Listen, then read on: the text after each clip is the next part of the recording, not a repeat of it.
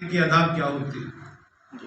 کھانے کے آداب جو یاد رکھیے، کسی دنیا کا ایک بھی کام ایسا نہیں ہے جس میں اس کے آداب نہ ہو اور کچھ حاصل ہو جائے۔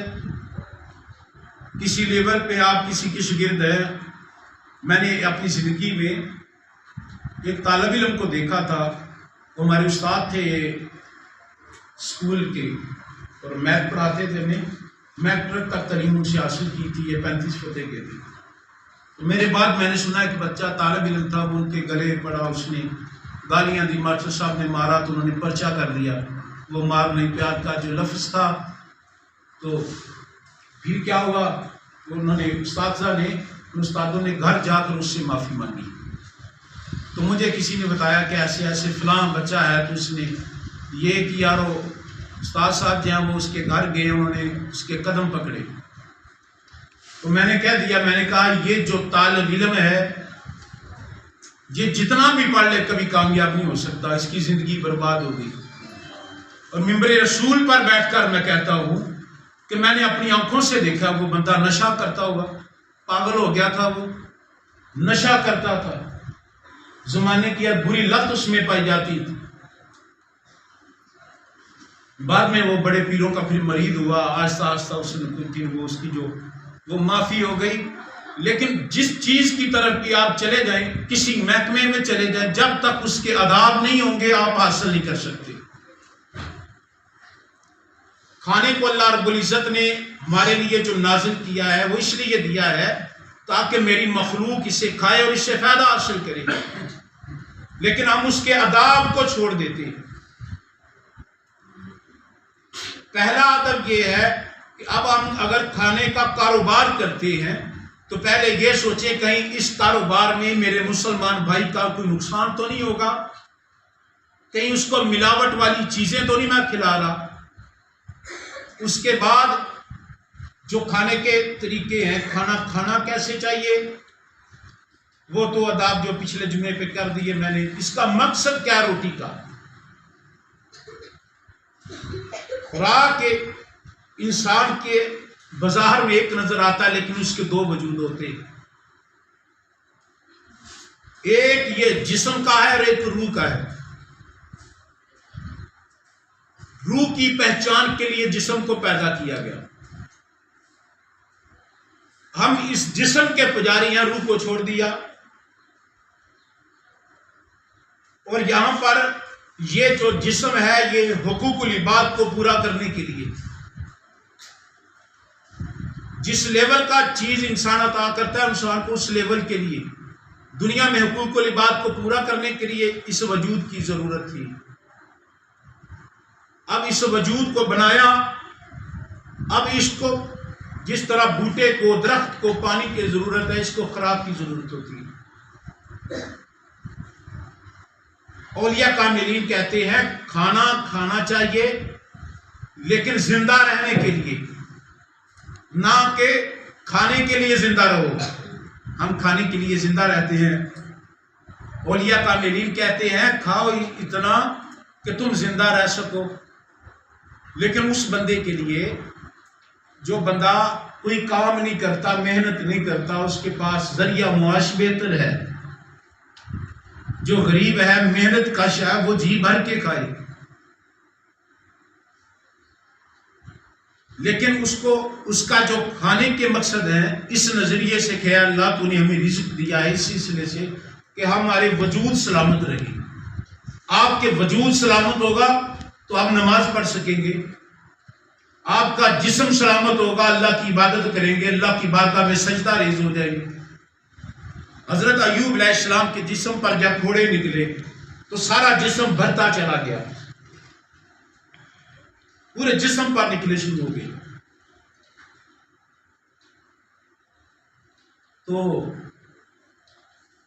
مرید جو تھے، آپ کے ماننے والے تھے، شیطان نے ان کے دل میں بدگمانی پیدا کی۔ ایک بابے کی شکل میں آیا، کس نبی کو مانتے ہو جس کے خود کے جسم کے پھوڑے ہیں وہ ٹھیک نہیں ہو رہے؟ 18 سال تک آپ کے جسم پر وہ پھوڑے رہے،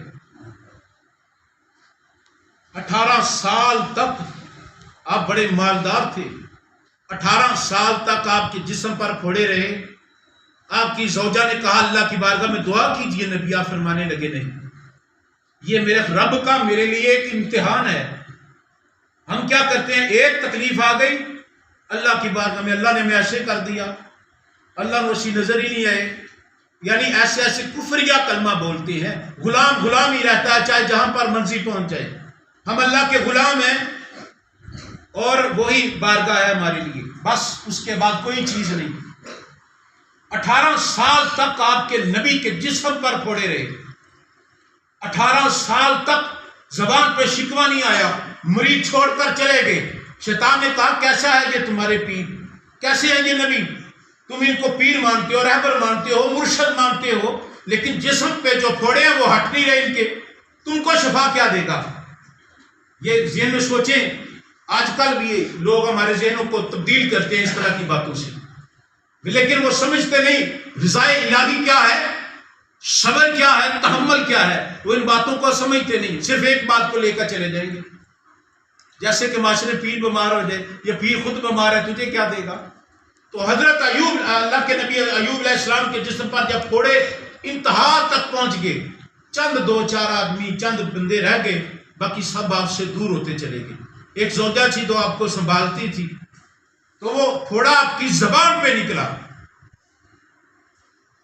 جب پھوڑا نبی کی زبان پہ نکلا تو اللہ کی بارگاہ میں ہاتھ اٹھا لیے اور روئے اتنا، اے اللہ میں اس لیے نہیں تیری بارگاہ میں مانگ رہا کہ اے اللہ کہ میں ان پھوڑوں سے تنگ آ چکا ہوں، بلکہ اس لیے تیری بارگاہ میں شفا کا طلبگار ہوں، میری زبان میں پھوڑا نکلا ہے، میں تیرا ذکر نہیں کر سکتا، مجھے اس قابل بنا دے کہ میں تیرا ذکر کرتا رہوں، تیری حمد و ثنا کرتا رہوں، تیری تعریف کرتا رہوں۔ تو اللہ نے فرمایا فلاں جگہ پہ جا کے غسل کیجیے، تو پھر آپ کے جسم کے وہ پھوڑے دور ہو گئے۔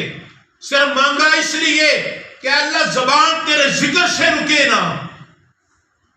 ہمارے وجود سلامت ہے جس رزق کو کھانے کے بعد اولیاء اللہ کھانا کھاتے ہیں اس لیے ہمارے جسم میں اتنی ہمت رہے، طاقت رہے کہ اللہ کی بارگاہ میں سجدہ کر سکے، کھاتے اس لیے کہیں زبان لڑکھڑا نہ جائے، اللہ کا نام صحیح ادا ہو، اللہ کی بارگاہ میں سجدہ صحیح ہو، اللہ کے نبی پر درود و سلام پڑھا جائے، اس لیے کھاتے ہیں۔ وہ صرف اس حد تک کھاتے ہیں اور کھاتے ہیں رزق۔ ایک اللہ کے ولی تھے تو لقمہ ہاتھ لقمے کے طرف کرتے، کھانے کی طرف کرتے تو ہاتھ کو پیچھے کر لیتے، پھر کرتے پھر پیچھے کر لیتے۔ کئی سال گزر گئے، کئی سال گزر گئے، کھانا نہ کھایا آپ نے۔ یہاں پہ ایک سوال پیدا ہوگا، کئی سال بھوکا کیسے رہ سکتا ہے بندہ روٹی نہ کھائے؟ حضرت سلیمان علیہ السلام نے، اچھا انشاءاللہ اگلے جمعے پہ یہ بات ہوگی کہ ہم نے کھانا کھایا ہے، اللہ کے رزق کھایا ہے اور اس کو عبادت کے ذریعے اس کو پورا کرنا ہے۔ ولی کہتے ہیں کھانا کھاؤ جس کا کھاتے ہو، پھر اس کے گیت گاؤ، اس کی عبادت کرو، اس کی نماز پڑھو۔ آپ کھانا تو رب کا کھاتے ہیں لیکن اس کا کوئی کام مکمل نہیں، عبادت نہیں، اس کی نماز نہیں، روزہ نہیں، حج نہیں، دل صاف نہیں۔ ہر چیز کا ایک رزق ہے۔ رزق کیا کہتا ہے؟ رزق اس کو کہتے ہیں کسی چیز کو پالنے کے لیے۔ رزق اولاد کا بھی ہے، رزق دل کا بھی ہے۔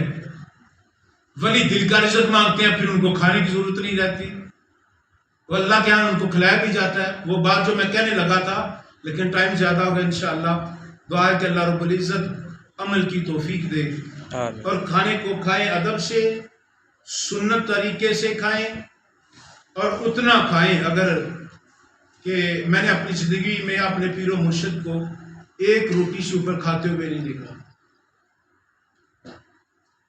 تو لیکن اگر مزدور ہے، آپ محنت کش ہیں، تو پھر آپ کھائیں گے تو محنت کریں گے نا۔ اب ان کے لیے نہیں، ان کے لیے جن کے پاس رزق ہے یا ہمارے بزرگ ہیں، بس اتنا کھائیں جتنا زندہ رہ سکیں، باقی وقت اللہ کی عبادت میں صرف کر دیں۔ بڑے پہ میں چلے گئے ہیں تو دنیا داری کو ترک کر دیں، چھوڑ دیں اپنی اولادوں پر، اللہ اپنی اولاد پہ چھوڑ کے اب اللہ کی بارگاہ ہے وہاں سے روحانی رزق حاصل کریں اللہ کی بارگاہ سے، اس کی طرف متوجہ ہوں. آپ چلتے ہیں، چلتے پھرتے روحانی رزق اللہ سے مانگے کہ یا اللہ میں روحانیت کا رزق دے. وہ روحانیت کا رزق کیا ہے؟ وہ اللہ کے ولیوں کو جب عطا ہوتا ہے، وہ سوتے ہیں تو دل اللہ اللہ کر رہے ہوتے ہیں، وہ جاگتے ہیں باتیں کرتے ہیں، دل اللہ اللہ کر رہا ہوتا ہے. تو اللہ کی عبادت کا رزق مانگا کریں اللہ سے، صرف روٹی کی طرف نہ پڑے رہیں. تو پھر کیا ہوگا؟ جب اللہ پہ راضی ہوگا آپ کے رزق میں برکتیں آ جائیں گی انشاءاللہ. السلام علیکم.